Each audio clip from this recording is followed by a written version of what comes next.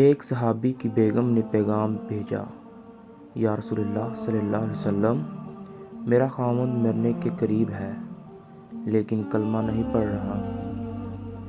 آپ صلی اللہ علیہ وسلم اس کے پاس تشریف لے گئے اور فرمایا، بیٹا کلمہ پڑھ۔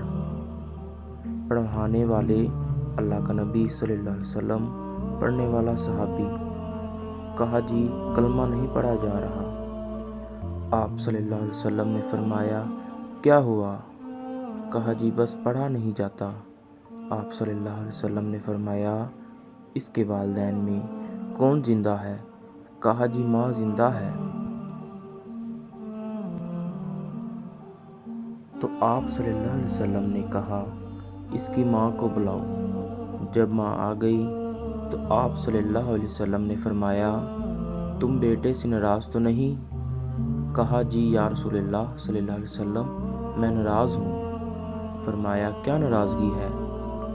کہا یا رسول اللہ صلی اللہ علیہ وسلم، مجھے اس کے دین کا کوئی گلہ نہیں ہے، بہت نیک بچہ ہے، راتوں کو اٹھ کے تہجد پڑھتا ہے، نفلوں میں کھڑے ہو کے قرآن پڑھتا ہے اور دن میں روزے رکھتا ہے، لیکن بس مجھ سے جب بولتا ہے تو بدتمیز ہو کے بولتا ہے، اس کا یہ عمل میرا دل چیڑ کے رکھ دیتا ہے۔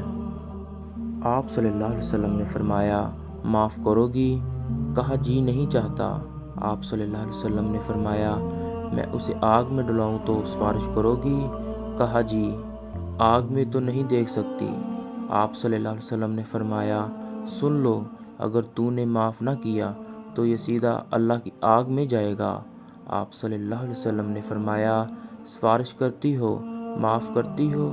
کہا جی میں اب معاف کرتی ہوں۔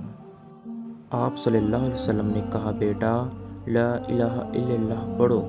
انہوں نے کہا لا الہ الا اللہ اور جان نکل گئی۔